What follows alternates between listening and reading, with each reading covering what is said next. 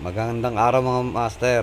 Meron tayo rito na 1.5 HP na gold pump. Na need palitan ng bearing. So pakita ko sa inyo kung paano siya baklasin. ah, at kung ano mga tools na ginamit ko rito. Paliwanag ko sa inyo. So napakadali lang mga master magkabaklas ng gold pump. Sana mabigyan ko kayo ng idea. Tara, umpisa na tayo. Pagtanggal natin ng takip, makikita natin yung mga parts na nasa ibabaw. Maliliit na pyesa lang yan mga master. Gamit ang screwdriver, una natin tatanggalin yung capacitor. Tapos susunod natin yung contact point. Sa contact point, gagamit tayo dyan ng 1/4 na socket wrench. Pero pwede rin naman na flat screw. Yan. Yan. Susunod natin tatanggalin mga master ay yung governor switch, yung nasa gitna na nakakabit to sa pinakadulo ng rotor. Yan yung nagtutulak do sa contact point. So may spring siya na dalawa. So katanggalin lang natin yun, saka yung balancer sa gitna para ma-access natin yung screw sa pinaka gitna ng governor switch. Kontrahan lang natin yan ng number 11 na open wrench. Minsan matigas kaya kailangan natin siyang pukpukin. Pero madali lang naman siyang tanggalin. Yan mga master, pagkatanggal natin ng governor switch, isunod natin yung 4 na tornilyo ng stator. Ayan o. Gamit lang tayo dyan mga master ng satrans na 1/4.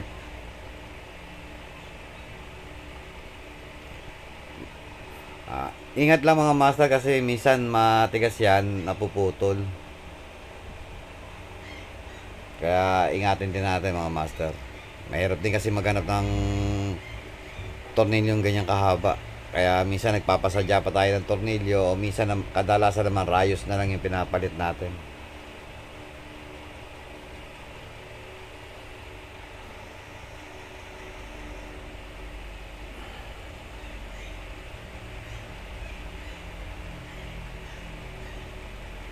Tornilyo mga master, sunod natin, madali na natin may angat yung yung pinaka cover sa ibabaw. Diyan mga master, nakita ko yung capacitor na ibutas. Kaya tingnan nyo mga master, butas. Ibig sabihin sira na yan mga master. Gamit tayo ng flat screw, tapos pukpukin lang natin ng bahagya yung cover mga master para umangat. Madaan-daan lang mga master yung pagpukpok. Kabila ng pukpok mga master para umangat siya ng balanse. Tapos pag may angat na mga master, sikwatin nyo na lang kabilaan din para umangat siya sa bearing. Ayan, pagka bukas natin mga master, nasilip natin yung winding master, nasa good condition pa siya.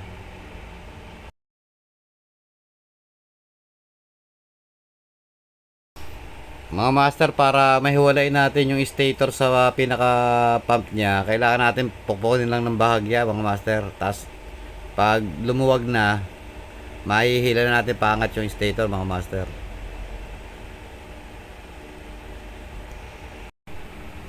Isunod naman natin mga master yung pinaka pump side. Yun naman yung ikalasin natin mga master. Gamit lang tayo dyan ng 19 na socket wrench.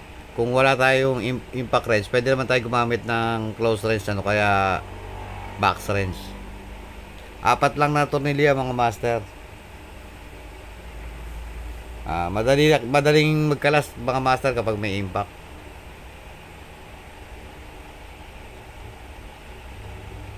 Pag natanggal na natin mga master yung 4 na tornilyo, pukpukin lang natin yan mga master, yon ihiwalay na yan. Pagkabukas natin mga master, makikita natin dyan yung yung pinaka impeller. Gamit lang tayo dyan mga master ng number 14 na socket wrench. Tapos hilahin lang natin yung impeller para matanggal. Madali lang tanggalin niya mga master. Tapos gumamit tayo dyan ng flat screw mga master para matanggal natin yung unang layer ng impeller housing. Sikwa-sikwatin lang natin mga master.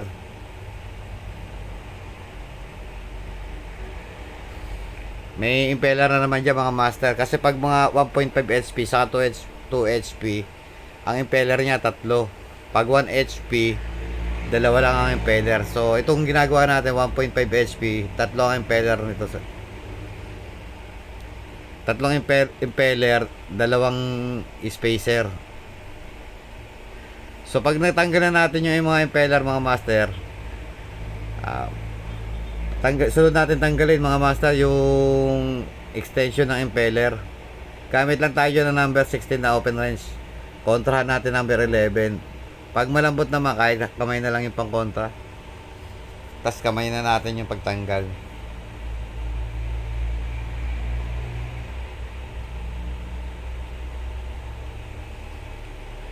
Pagkatanggal ng extension mga master, meron dyang stainless plate, tanggalin din natin yon. Ayan ang matitira mga master. May 4 na tornilyo sa bawat gilid. Tapos yung pinaka shop seal, tanggalin natin yung shop seal mga master.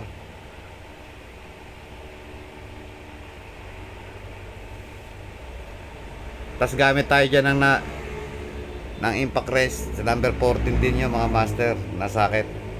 Kung wala, pwede tayong gumamit dyan ng mga back wrench mga master.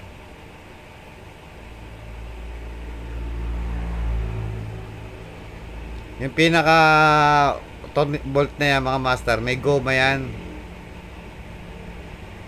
Kaya ingatan yung mawala. Minsan naiiwan doon sa pinaka kinakabitan ng tornilyo mga master.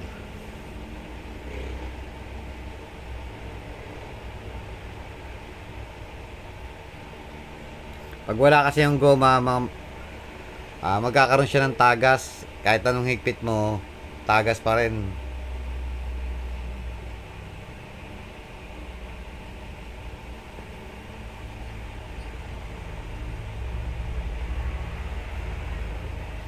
Pag natanggal na natin yung 4 na bolt na yan o tornilyo, mapapaghiwalay na natin yung motor side sa pump side.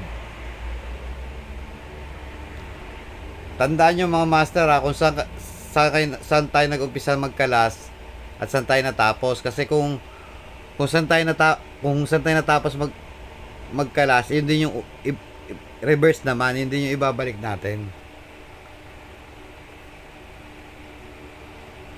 Kaya mga master, napaiwalay ko na yung rotors doon sa pinaka pump. Nakamuha ko ng nut na itataktak ko sana yung mga master, kaso malambot lang naman pala. Pero minsan nakadikit na kasi yung bearing sa lalo na pag matagal na. Nakadikit na yung bearing sa pinaka bearing housing. Kaya minsan kailangan mo siya itaktak ng malakas. Nilagyan ko siya ng nut para hindi siya ma-lost thread. Ayan, pag taktak ko, maluwag naman siya, bumagsak agad.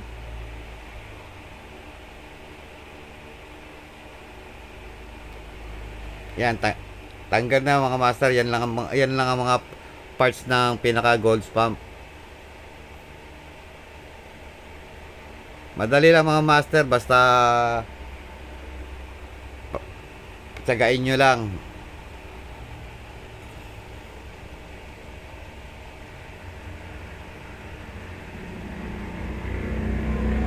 Kaya mga master, palitan na natin siya ng bearing. Tanggalin natin yung bearing gamit yung bearing puller. Madali lang mga master pag may bearing puller. Pero pag wala, pwede naman natin yung pukpukin lang sa kailang sinsel. Kaso medyo mahirap kasi may bababasag yung pinaka blower, pero ingatan na lang.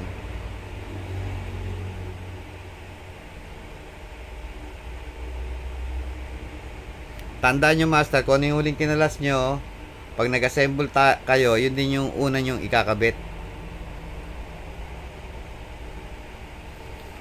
Salamat mga master. Sana patuloy kayo sumuporta sa aking video para sipagan pa tayo mag-upload.